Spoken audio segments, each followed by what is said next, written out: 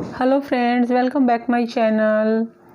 आज मैं आपके साथ अस्तर वाले कुर्ती की कटिंग और उसकी स्टिचिंग ये दोनों मैं शेयर करने वाली हूँ, क्योंकि मैंने इसकी कटिंग और स्टिचिंग की वीडियो डाल रखी है, लेकिन मैं इसके साथ में ये दोनों को साथ में दिखा रही हूँ। जिन लोगों ने अलग अलग नहीं देखा है, ये उन लोगों के लिए है, ये बिगिनर्स के लिए। यहाँ पे अस्तर के कपड़े और मेन फैब्रिक दोनों मैंने ले लिया है और इसकी कटिंग और स्टिचिंग दोनों मैं बताऊंगी। लेकिन अगर कटिंग या स्टिचिंग दोनों में से कोई भी अगर आपको अच्छे से बहुत फुल देखनी हो तो उसके लिए आप मैंने इसके अलग अलग जो वीडियो डाल रखे हैं आप वो भी जाकर देख सकते हो। तो ये अस्तर वाली कुर्ती की कटिंग है। थोड़ी इसमें प्रॉब्लम होती है कटिंग में, तो जो जहाँ कटने वाले हैं उन लोगों के लिए नहीं है जो कि कटिंग कर लेते हैं आसानी से। ये उन लोगों के लिए वीडियो है जो बिगनर्स हैं और जिन्हें अस्तर वाली कुर्ती की कटिंग या स्टिचिंग नहीं आती है या उन्हें करने में घबराहट होती है। उन्हें इसमें इस तरह से कटिंग करने में बहुत आसानी हो जाएगी। और ये इसमें कुछ भी ऐसा कुछ भी ऐसा परेशानी नहीं है कि हाँ आप नहीं कर सकते हो। तो यहाँ पे आप देख सकते हैं कि मैंने यहाँ अस्तर के दोनों कपड़े को, यहाँ पे अस्तर के 2 पीस थे तो मैंने इसे डाल दिया है यहाँ पे। और ये बैक पार्ट और फ्रंट पार्ट दोनों के लिए है। और हमें पहले इसकी ले लेनी है लेंथ, जो भी आपको कुर्ती की लेंथ रखनी है। तो मुझे कुर्ती की लेंथ रखनी है 40। तो यहाँ हमें पहले अस्तर की कटिंग करनी है। तो अस्तर की कटिंग में हम 40 में 4 इंच कम कर देंगे, 36 यहाँ पे लेंगे और 1 इंच और इसमें बढ़ा देंगे। इसे चूँकि फोल्डिंग करनी है तो हम 37 ले लेंगे, लेकिन जब इसकी जो अस्तर रेडी होगी वो 36 इंच ही होगी। तो हमें 4 इंच कम, आप 3 से 4 इंच के बीच में कम कर सकते हो। 3 इंच भी कर सकते हो, 4 इंच भी कर सकते हो, लेकिन इस 4 इंच से ज़्यादा नहीं करना है और 3 इंच से कम नहीं करना है।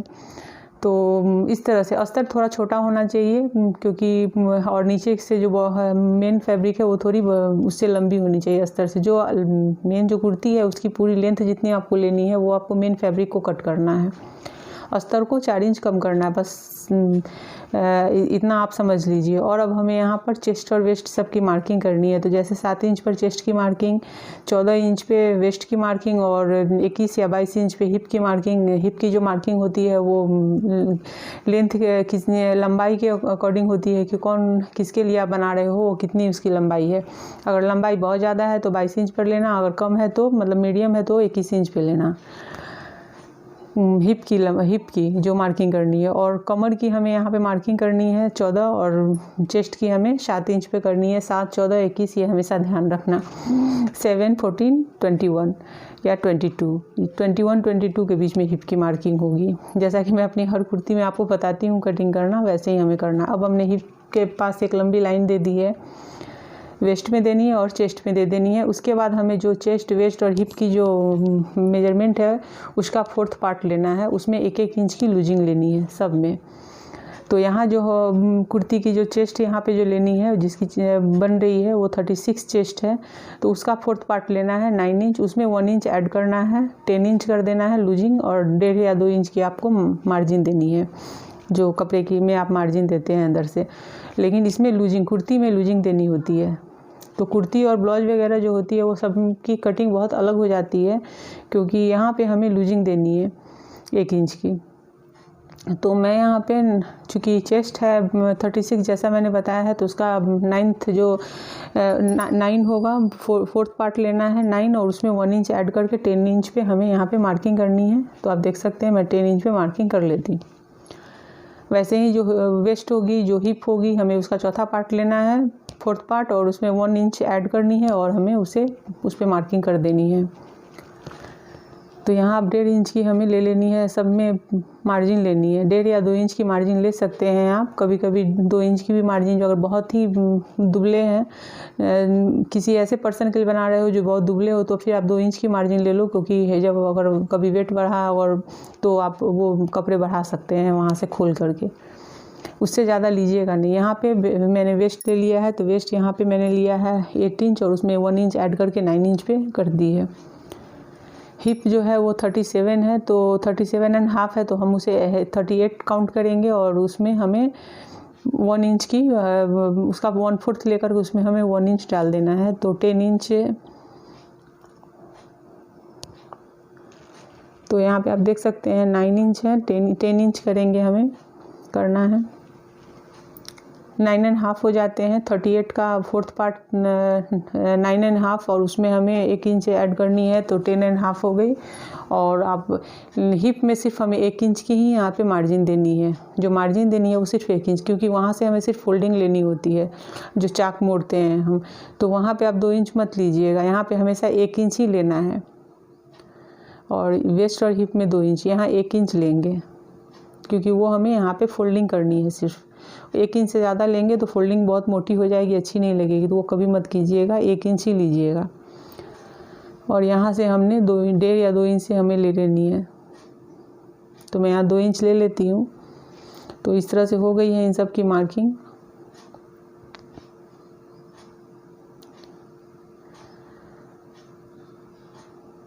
तो अब हमें इन मार्किंग को मिला देना है। तो मैं यहाँ कर्व स्केल से, जो कर्व स्केल होते हैं हमें उनसे यहाँ पे मैं लाइन दे देती हूँ, जिससे इसकी शेप बहुत अच्छी आती है। इसे शेप पट्टी भी बोलते हैं। तो शेप पट्टी से अगर आप कुर्ती अगर आपके पास है तो आप शेप पट्टी से दीजिए तो बहुत ही अच्छी फिनिशिंग आएगी। क्योंकि कर्व आ जाती है ना तो बहुत अच्छी स्टिचिंग करने के बाद इसका कर्व बहुत अच्छा बनता है और बॉडी में बहुत अच्छी फिट होती है। तो अगर आप बुटीक वगैरह खोलना चाहते हैं और आप सीख रहे हैं तो आप इस तरह से कर सकते हैं। या फिर आप कपड़े घर में ही कपड़े बहुत सिलते हैं, घर के इन लोगों के अपने खुद के सिलते हैं, तो ये कर्व स्केल ज़रूर रखिए। इसे शेप बहुत अच्छी आती है। शेप स्केल जो है ये आप पजामा सलवार वगैरह के कट में भी आपको बहुत अच्छे शेप देते हैं और बहुत महंगी भी नहीं आती है, तो रखना चाहिए अगर आप करते हो तो। और यहाँ से हमने मार्क सबके मिला दिए और यहाँ हमें नीचे से जो पल्ला है उसे हमें सीधा ले लेना है। ऊपर से हिप से लेकर के नीचे बराबर घिस देनी है लाइन। तो इस तरह से ये हो चुकी है, इसकी वीव कर देनी है। अब मैं इसे थोड़ा डीप कर देती हूँ यहाँ पे।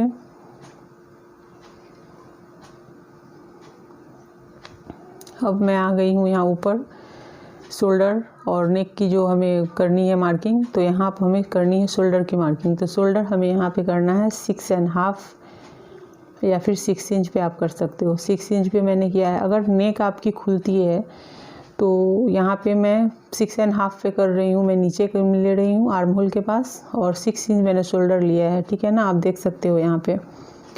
और फ्रेंड एक चीज़ मैं इसमें आपको समझाऊंगी यहाँ पे कि सब तरह की कुर्ती की कटिंग थोड़ी अलग अलग हो जाती है। सबकी जो अलग होती है थोड़ी, वो सिर्फ शोल्डर और आर्म होल से ही आकर हो जाती है। अभी यहाँ पे जो अगर नेक हमें यहाँ पे पीछे में 8 इंच खोलनी है तो मैंने 6 इंच लिया है शोल्डर। अगर 6 से ज़्यादा करनी होती, हमें खोलनी होती पीछे, तो फिर हमें यहाँ पे शोल्डर जो हमने लिया है 6 इंच, उसे हमें थोड़ा थोड़ा कम करना होता है। और यहाँ पे हमें आर्म होल की जैसे गुलाई देते हैं नॉर्मल, जैसे 1.5 इंच 2 इंच पे होती है फ्रंट और बैक की, तो बैक की 2 इंच पे और फ्रंट की 1.5 इंच पे, तो वैसे ही मैंने कर दी है।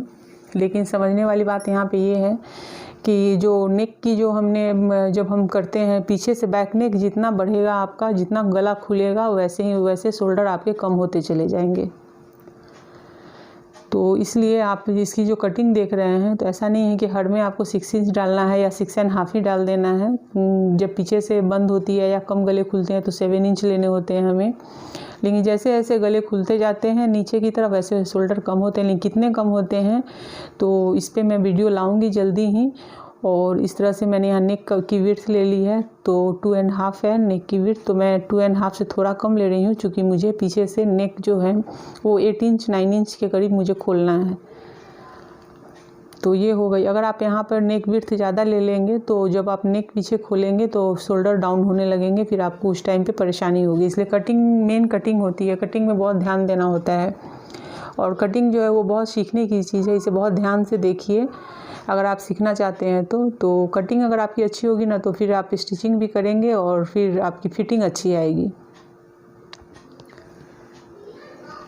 और कटिंग अगर आपने कर ली और सही से नहीं की और आपने स्टिचिंग चाहे जितनी भी अच्छी कर ली हो, जितनी भी सफाई दिखा ली हो, लेकिन जब फिटिंग अच्छी नहीं आएगी तो फिर सब बेकार हो जाएगा। इसलिए कटिंग पे बहुत ध्यान देना है हमें। तो यहाँ पे मैंने नेक को एक राउंड शेप दे दिया है, लेकिन हमें यहाँ पे ये जो नेक है वो जब सिलाई करनी है तभी बनाना है हमें कैनवास के साथ में। तो अब मैं यहाँ पे कर लेती हूँ पूरी कटिंग। तो पहले कटिंग कर लेते हैं, उसके बाद फिर अस्तर की कटिंग होने के बाद हमें मेन फैब्रिक की कटिंग कर लेनी है, तो वो भी हमें कर लेनी है। इसी अस्तर को रख के हमें कटिंग करनी है मेन फैब्रिक की भी।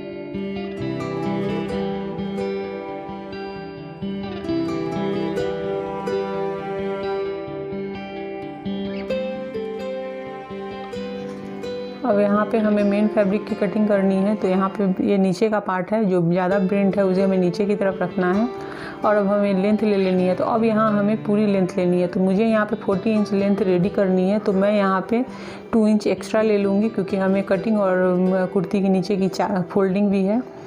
तो फोल्डिंग और स्टिचिंग के लिए यहाँ पे 2 इंच एक्स्ट्रा लेनी है। तो मैं यहाँ पे 42 पे मैं मार्क कर लेती हूँ और 42 पे मार्क करने के बाद अब हमें ऊपर की तरफ से, चूँकि ये ऊपर का पार्ट है तो ऊपर के पार्ट से ही हमें अस्तर के कपड़े को रखना है और इस तरह से हमें अच्छे से बिछा लेना है। और नीचे की तरफ जो कपड़े आएंगे वो ज़्यादा आएंगे मेन कपड़े, कुर्ती के कपड़े के। तो यहाँ मैंने अच्छे से डाल दिया है और ये मैं बराबर कर देती हूँ पहले ऊपर से कि हमें यहीं से कटिंग करनी है और आर्म होल की तरफ भी मैं मार्किंग कर देती हूँ।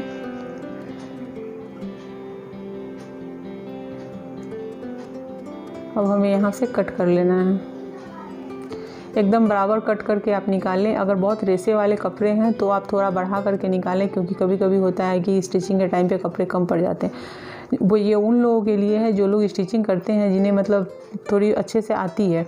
जो एकदम बिगनर्स हैं वो एकदम से थोड़ा सा कपड़ा एक्स्ट्रा करके ही कटिंग करें। अब नीचे आप देख सकते हैं कि 4 इंच 5 इंच के करीब नीचे कपड़े, मेन जो कुर्ती के कपड़े वो ज़्यादा हैं और अस्तर कम है, क्योंकि हमें 4 इंच नीचे से 4 इंच एक्स्ट्रा ज़्यादा रखनी है कुर्ती के कपड़े को और अस्तर थोड़ा छोटा करना है और 1 इंच की फोल्डिंग चली जाएगी। तो इस तरह से आप देख सकते हैं यहाँ पे। और ऐसे एकदम कपड़े को अच्छे से बिछाएं, थोड़ा भी कपड़ा इधर उधर जाएगा तो पता चलेगा आपका कि कोई ना कोई एक पार्ट आपका छोटा बड़ा हो गया। और चेस्ट है, वेस्ट और हिप के जगह पे हमें कट मार देने हैं जिससे कि सिलाई में हमें आसानी हो जाएगी। इस तरह से मैंने फ्रंट पार्ट की कटिंग की है, उसी तरह से हमें बैक पार्ट की भी कटिंग कर लेनी है।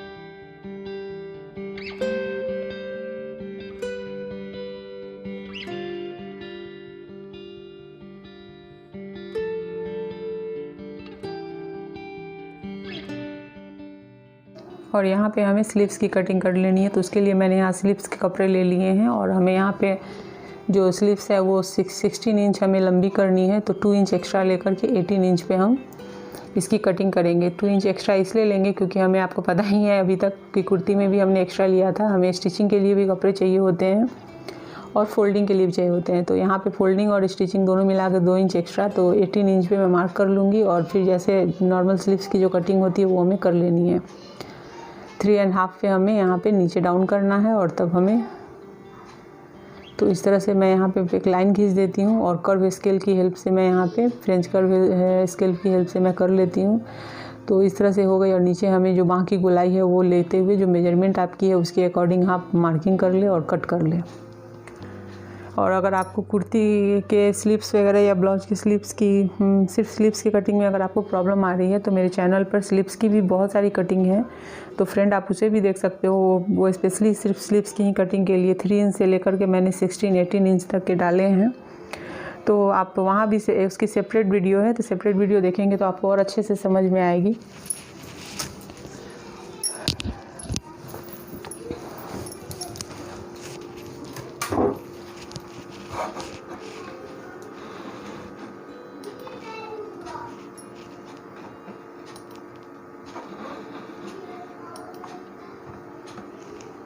तो इस तरह से इसकी कटिंग हो चुकी है। अब हम इसकी स्टिचिंग के लिए चलेंगे मशीन पे। उससे पहले मैं आपको बता देती हूँ कि यहाँ हमें कैसे कपड़े को स्टिच करना है। तो यहाँ मैं पहले मेन कपड़े को खोल लेती हूँ, जो उसके ऊपर हमें अस्तर को ऐसे चिपकाना है और नीचे से फोल्डिंग करनी है इन दोनों की। और पहले पल्ले को नीचे का जो है उसे अलग अलग फोल्ड करना है, एक दूसरे के साथ नहीं।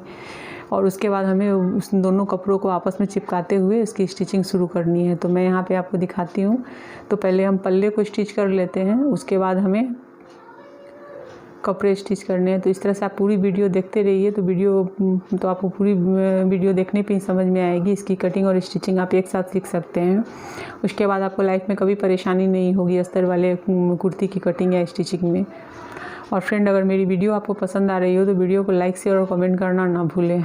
आप लोग लाइक करना क्यों भूल जाते हैं? पूरी वीडियो देख लेते हैं और लाइक करना भूल जाते हैं। तो लाइक पहले ही कर दिया करो, क्योंकि इतनी मेहनत करने के बाद भी अगर लाइक कम मिलते हैं तो अच्छा नहीं लगता है कि मतलब इतनी मेहनत करने के बाद एक लाइक भी नहीं मिल रही है। क्योंकि लाइक कोई ऐसा नहीं है कि आपके लाइक से हमें कोई पैसे मिलते हैं, लेकिन मोटिवेशन ज़रूर मिलता है कुछ और अच्छा करने का और कुछ अच्छे वीडियो लाने के। तो लाइक, कमेंट और शेयर ज़रूर किया कीजिए। और मेरे चैनल पर अगर नए हैं तो मेरे चैनल को सब्सक्राइब कर लीजिए, बेल के आइकन को क्लिक कर दीजिए, जिससे कि मेरे आने वाली वीडियो की नोटिफिकेशन आपको मिल सके। तो यहाँ हमें अस्तर और मेन फैब्रिक को ऐसे ही पहले चिपका करके उसकी स्टिचिंग करनी है। ये फ्रंट पार्ट है।